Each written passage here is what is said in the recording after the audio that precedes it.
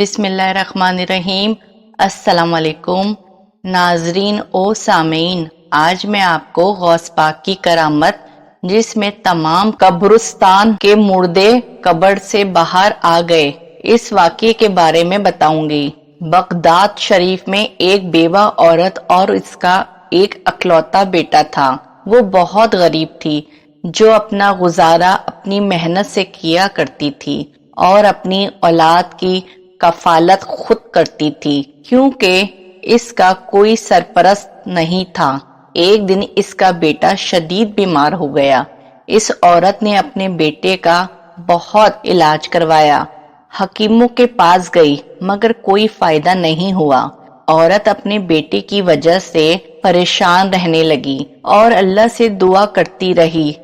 ایک دن اس عورت نے سوچا کیوں نہ اللہ کے ولی سے دعا کروائی جائے، وہ اللہ کے نیک بندے ہیں، ان کی دعا ضرور پوری ہوگی اور میرا بیٹا صحت یاب ہو جائے گا۔ یہ سوچ کر ایک دن اپنے بچے کو لے کر خانقاہ تک پہنچ گئی۔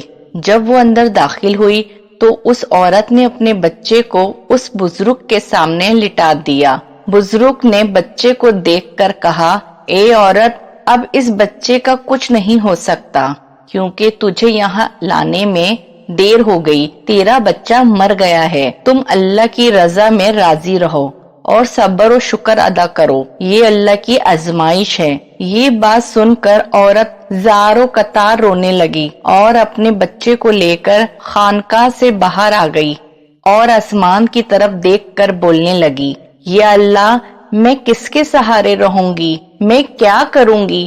میرا تو کوئی بھی نہیں، میرے جینے کا سہارا بھی چلا گیا۔ اس عورت کے زوردار رونے کی آواز سے ایک پیارا اور معصوم بچہ اس عورت کے پاس آیا اور کہا کہ آپ کیوں رو رہی ہیں؟ کہ وہ عورت اس پیارے سے بچے سے کہنے لگی، میں تمہیں کیا بتاؤں، تم تو بہت چھوٹے اور معصوم بچے ہو، لیکن اس بچے کے لہجے میں کچھ ایسی تاثیر تھی کہ وہ عورت اس پیارے سے بچے سے کہنے لگی کہ میری زندگی کا سہارا چھن گیا، اب میں کس کے سہارے جیوں گی؟ اس معصوم سے بچے نے پھر سے پوچھا، خاتون بتائیں تو صحیح، آخر ہوا کیا ہے؟ اب کیوں رو رہی ہیں؟ عورت نے کہا، بیٹا، میں ایک بیوہ عورت ہوں۔ جب میرا بیٹا پیٹ میں تھا تو میرا شوہر کا انتقال ہو گیا تھا، تو میں نے اس کو بڑی چاہت سے پالا۔ یہ میری زندگی کا آخری سہارا اور میرے شوہر کی آخری نشانی تھی۔ میرا بیٹا بیمار ہوا تو میں ان بزرگ کے پاس اپنے بچے کو لے کر آئی تاکہ ان کی دعا سے میرا بیٹا ٹھیک ہو جائے، مگر راستے میں میرے بیٹے کا دم ٹوٹ گیا، بیماری نے اس کی جان لے لی۔ وہ عورت روتے ہوئے کہنے لگی کہ میں اب اپنے بچے کے بنا کیسے رہوں گی؟ میرا تو کوئی بھی نہیں رہا۔ اس عورت کی بات سن کر معصوم سے بچے نے کہا، آپ کا بیٹا مرا نہیں ہے، وہ زندہ ہے، آپ دیکھیں وہ تو صحیح سلامت ہے۔ عورت نے حیرت سے اس معصوم بچے کو دیکھ کر، یہ کیا بول رہا ہے؟ پھر اس نے اپنے بیٹی کی لاش پر سے کپڑا اٹھا کر دیکھا تو وہ سچ مچ زندہ تھا اور ہاتھ پیر ہلا رہا تھا۔ اس عورت نے حیرت سے کہا کہ میرا بیٹا زندہ ہے، کیا تم نے میرے بیٹے کو زندہ کیا ہے؟ یہ تو مر گیا تھا، میں نے خود دیکھا تھا، اس کی سانسیں نہیں چل رہی تھیں، یہ کیسے ممکن ہے؟ میرا بیٹا دوبارہ سے کیسے زندہ ہو سکتا ہے؟ کیا بیماری کی وجہ سے یہ بے ہوش ہو گیا تھا؟ وہ معصوم بچہ کہنے لگا، جی نہیں، آپ کا بیٹا اللہ تعالیٰ کے حکم سے زندہ ہوا ہے، یہ بے ہوش نہیں ہوا تھا، بلکہ یہ دنیا سے چلا گیا تھا۔ آپ کا غم دیکھ کر مجھ سے برداشت نہیں ہوا تو میں نے اللہ سے دعا کی کہ یا میرے رب، اس دکھی ماں کے سینے کی آنکھ کو بجھا دے، تو مردوں کو زندہ کر سکتا ہے تو کوئی کرشمہ دکھا دے، اس عورت کی خوشیاں لٹا دے۔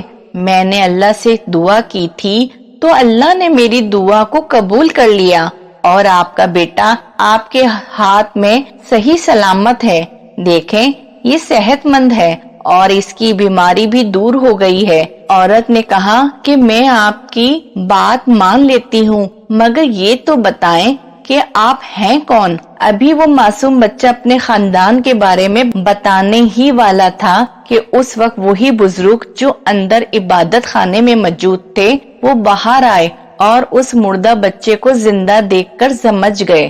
وہ اس معصوم بچے کی طرف آئے اور کہنے لگے، بیٹا تو نے ابھی یہ تقدیر کے چھپے ہوئے رازوں کو جان لیا ہے۔ یہ بچہ مر چکا تھا اور تو نے اللہ تعالیٰ سے دعا کی تو دیکھ یہ بچہ پھر سے زندہ ہو گیا۔ تو ایسا کیوں کر رہا ہے؟ لوگ اس بات کو ہرگز نہیں مانیں گے۔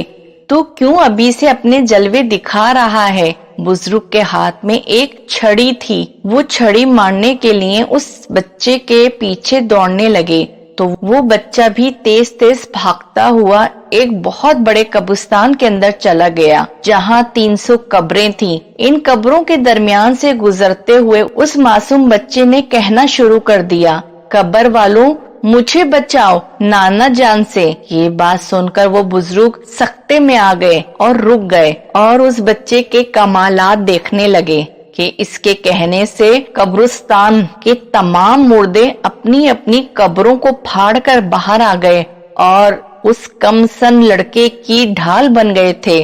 یعنی ایک طرف لڑکا کھڑا ہوا اور دوسری طرف وہ بزرگ اور درمیان میں مردے کھڑے تھے اور وہ معصوم بچہ مسکرا رہا تھا۔ وہ بزرگ بڑی حسرت کے ساتھ دیکھتے ہوئے اس کمسن بچے کو کہنے لگے کہ بیٹا ہم تیرے مرتبے کو نہیں پہنچ سکتے، اس لیے تیری مرضی کے آگے اپنا سر تسلیم کرتے ہیں۔ ہم جانتے ہیں کہ تم کون سی ہستی ہو اور تمہارا مقام کیا ہے، لیکن ہم تو صرف اتنا کہہ رہے تھے کہ ابھی تم چھوٹے بچے ہو، اپنے کرشمے مت دکھاؤ، کیونکہ یہ لوگ اللہ کی طرف سے تمہارے دیے گئے کرشموں کو نہیں سمجھیں گے اور تم پر انگلیاں بھی اٹھا سکتے ہیں۔ اس بات پر وہ معصوم بچہ بولا کہ نانا جان یہ میں نے اپنی جانب سے نہیں کیا۔ وہ ماں اپنی اولاد کے مرنے کی وجہ سے تڑپ تڑپ کر رو رہی تھی۔ مجھ سے اس عورت کا دکھ برداشت نہ ہوا کہ ایک ماں کس طرح اپنے مردے بچے کو لے جا کر دفن کرے گی۔ اس عورت کا کوئی سہارا نہیں بچا، وہ کیسے اپنی اولاد کے بغیر رہے گی؟ بس نانا جان یہ سوچ کر میں نے اللہ تعالیٰ سے دعا کی کہ اے اللہ اگر اس بچے کی تقدیر میں لکھا ہے کہ یہ بچہ پھر سے زندہ ہو جائے اور موت کی وادیوں سے واپس لوٹ جائے تو اے میرے رب اسے زندہ کر دے، کیونکہ تیرے دربار میں کچھ بھی ناممکن نہیں ہے، انسان کو تیرے آگے بے بس ہے۔ اے میرے رب سب کچھ کر سکتا ہے، تیرے لیے کچھ بھی ناممکن نہیں، تو کہیں بھی بے بس نہیں۔ بس اللہ تعالیٰ نے میری دعا قبول کر لی اور وہ بچہ زندہ ہو گیا۔ ایک ماں کو اس کی زندگی مل گئی، اسے جینے کا سہارا مل گیا۔ تو پھر بتائیں نانا جان میں نے کیا غلط کیا، کیا برا کیا؟ ناظرین وہ معصوم بچہ جس کی دعا کو اللہ تعالیٰ نے رد نہیں کی وہ حضرت غوث پاک سیدنا شیخ عبد القادر جیلانی رحمت اللہ علیہ اور وہ بزرگ غوث پاک کے نانا تھے۔ حضرت شیخ عبد القادر جیلانی غریبوں، بے کسوں اور حاجت مندوں کے مددگار ہیں، اس لیے آپ کو غوث اعظم کے خطاب سے سرفراز کیا گیا اور بعض عقیدت مند آپ کو پیرانے پیر دستگیر کے لقب سے بھی یاد کرتے ہیں۔